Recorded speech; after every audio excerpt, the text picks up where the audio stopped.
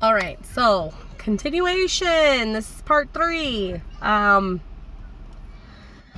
So anyhow, we had to pick up my mother-in-law from the airport, and we had one of the other people in the house. They took us to go pick her up, and we thought that she was going to be there at 10, and it ended up being 12, so that we had to wait there for 2 hours. And when she finally got off the plane, I still remember when Abel saw her for the first time, because he hadn't seen her in like 14 years.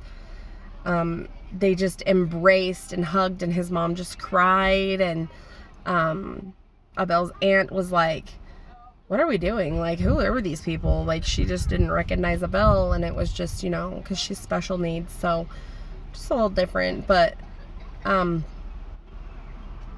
it was just very, like, heartwarming, because seeing my husband see his mom after so long was just beautiful, you know. And then when we went to the centro, he like walked with his arm around his mom, and I was like, oh my God, this is just the cutest thing, you know. Like, and it's sad that that was when we saw her, and we don't know when we're seeing her again, you know. I'm just grateful that my sister-in-law was able to send her up to see us, because my husband really needed to see his mom. But so we were staying in our room, and we went out to this little porch area where everybody usually goes at night to talk about their day with everyone. And we were talking to Senora Rita about where my mother-in-law was staying, and she was like, you need to get her out of there now. Like, she cannot be staying there, because we came to find out that it was like a drug cartel hotel. But when you go to stay somewhere, like, do your research, because they had fake pictures online. The hotel looked nothing like what it looked like online. Outside or inside wise, it was completely different. It was right across the border. It was in a high traffic area, and you could tell, like, going from where we were staying and then driving into that area, you could tell that it was just going downhill the further we drove. So at first we were like, I don't even want to leave you here. This is kind of sketchy, but the room was already paid for, so we were like, okay. Well, when Senora Rita found out that they were staying there, she's like, we're gonna go get them right now. They can stay here. We're gonna help you with prices. We'll give you like a discounted rate. I mean, very accommodating was this place that we stayed at, the Casa De Bugambilias. Like, I can't even begin to describe to you guys like how awesome they were and how awesome they treated us. So it was never like a concern. Our safety was always there. I mean, we just felt safe where we were staying. So we ended up going and getting my mother-in-law, and then bringing her back and putting her in a room. And at first she was confused, because I told Belle, I'm like, did you tell your mom why we took her out? And he was like, no, because we were busy, and I just needed to get her out of there. And I'm like, okay, it makes sense, you know, whatever. So we get her to her new room and everything, and get everybody situated in. And it worked out better that way, because we were all together, and it wasn't like we were all separated. We were all just in that same spot. So like, she was like 2 doors away from our door, so it wasn't like a scary situation anymore. We knew that she was safe. And she got to spend the evenings with us, and it wasn't like we were traveling back and forth to try and figure out things, you know. Like, we got to spend the entire time together. His aunt, she's very special needs, and basically, sorry guys, basically, if you ask her, how old are you? She says, I'm 7. She thinks she's 7 and she's in her 50s, but she's the sweetest thing, and she loved me. She played with me the whole time we were there. I felt like I had a kid with me. She only wanted to sit with me. She only wanted to be by me. She just loved me. So, when they left, it was very heartbreaking because I had grown to, like, I had a huge bond with his mom, and I was, like, so sad that they had to leave. I bawled for, like, 20 minutes after they left, and it was just, like, so sad and heartbreaking that we had to leave each other because we'd waited so many years to meet, and then we had to separate. Very sad. And, you know, it was even sadder that she didn't get to meet her grandkids, you know, because we live in different areas. So anyhow, and we didn't want to take the kids with us there, and I'm glad that we didn't, because I was watching other people who brought their kids, and I was like, it's just too scary. Like, you just don't know. Like, you don't know what could happen. There was one night when we were all sitting outside that we heard gunshots. And it was a ways away, so it wasn't, like, right by us. But we heard gunshots, and I was like, ah! I was freaking out. And the guy of the house, Gabriel, was like, you do not need to freak out. I promise you, you're safe. That's far away. It's just echoing. And I was like, oh, my God. But it was, like, right there. Like, it scared me. But he's like, you really don't need to worry. So all that being said, I truly enjoyed every second while we were there. I mean, I had a blast with my husband. Me and my husband have never, ever had a honeymoon. We never left our kids before. That was the first time we've ever done anything like that. We got to spend 2 weeks together. And I tell you what, it was the best 2 weeks I've had in a long time.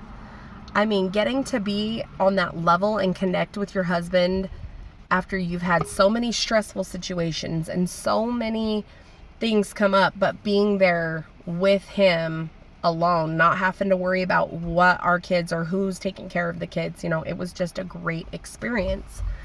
And I'm really glad that we got to go through it together. I wouldn't have wanted it any other way. You know,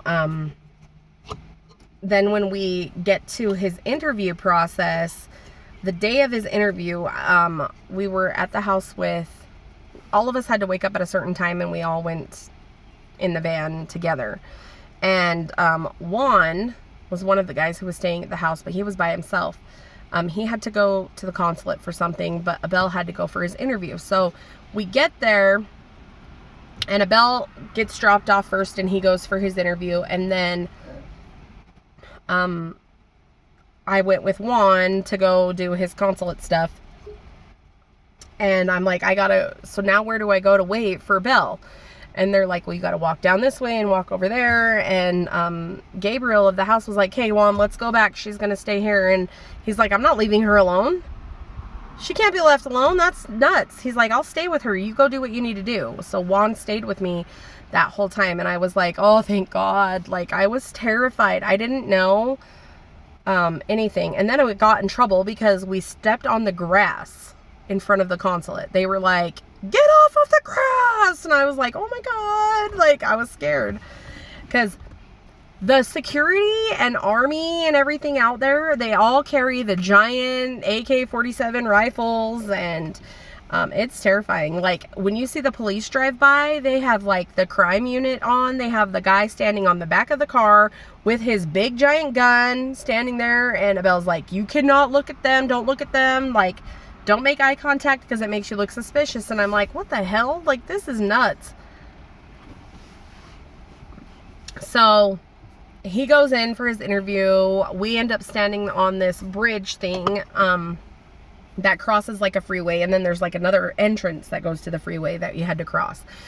So we're waiting, and all of a sudden Gabriel was like, oh, there's your husband. And I took off and I ran across this busiest road, like the busiest road ever. I jetted across it, and I like grabbed Belle, and I was like, what happened? And he's like, we got it. We got it. And I was like, oh my God. And I kissed him, and I hugged him, and I kissed him, and I hugged him, and I kissed him. I was so excited that I did not have to come home without my husband. Like, that was the most terrifying part of my entire trip. I mean, I was sitting there waiting for him to come out, and I was like, and Juan kept saying, calm down, calm down. Now, I didn't even get to go in for this interview, but I made sure I woke up early. I put my makeup on. I got nice clothes on. I curled my hair. I looked good because I wanted to show Abel that I was going to be there with him through everything, and I was there through everything. So we get our paper and everything, and we get back to the house, and his mom was there, and we tell her, yeah, he got it, and she was like, oh, like so excited, you know. But it's still kind of like a bittersweet thing, because yeah, she's happy that he got it, but then she's happy that he's gonna have to leave back to go home with me. So I mean, it was great though. We also we just had a lot of fun. We went to the Centro. We went and looked at their cathedral. They have like a huge Catholic church in the Centro of Juarez. It was just a great experience being in that other country, you know. And then when we came home, we decided we were going to rent a car. And the car that we rented was the car I'm in right now, a Nissan Sentra. And by the way, that's why we really liked this car, because we got to ride in it for almost 3 days. So we got our rental car set up the day that we found out that he was going to be coming home. And as soon as we were able to pick his packet up, we literally went to get the packet because we wanted to go home. We missed our kids. We'd been away from them for 2 weeks. It was time, you know. So we go to get ready to leave across the border, and when we're in the border, it's like a 2.5 hour wait. You have to stand in line with your car to cross the border. Well, we had to go inside the building that's next to the border, so because Abel had to get his visa stamped and everything. So we go in there, we get the visa stamped, and then they drove us across the border and took us to the airport where we were supposed to get our rental car. But then we didn't get the rental car there. We had to get it from an off-site place. So then we had to call an Uber and Uber ourselves to there. And the second we got our rental car, we went and got some food because we were starving. We went to McDonald's. We ate at McDonald's. But it was like, thank God we finally are in the U.S. We're finally free. Like, we're finally able to do our normal things without having to worry about who's watching us. So, I mean, it was great. We drove that whole day and almost that whole night. And then finally we couldn't go any further, and we got a hotel in Vegas. So we drove from El Paso to Vegas in one day and most of the night. We got us a hotel in Vegas. We literally were in the hotel room for like 3 hours, long enough for us to shower, take a nap, get dressed in the morning, and leave. We got back on the road by 10:30. Well, we went into a buffet and ate while we were there. I did not feel good. It was just, I was just exhausted. We walked around Vegas for a minute. We were planning on staying in Vegas longer than what we did, but we just wanted to get home to our kids. Like, honestly, our kids were like the thing that was pulling us home.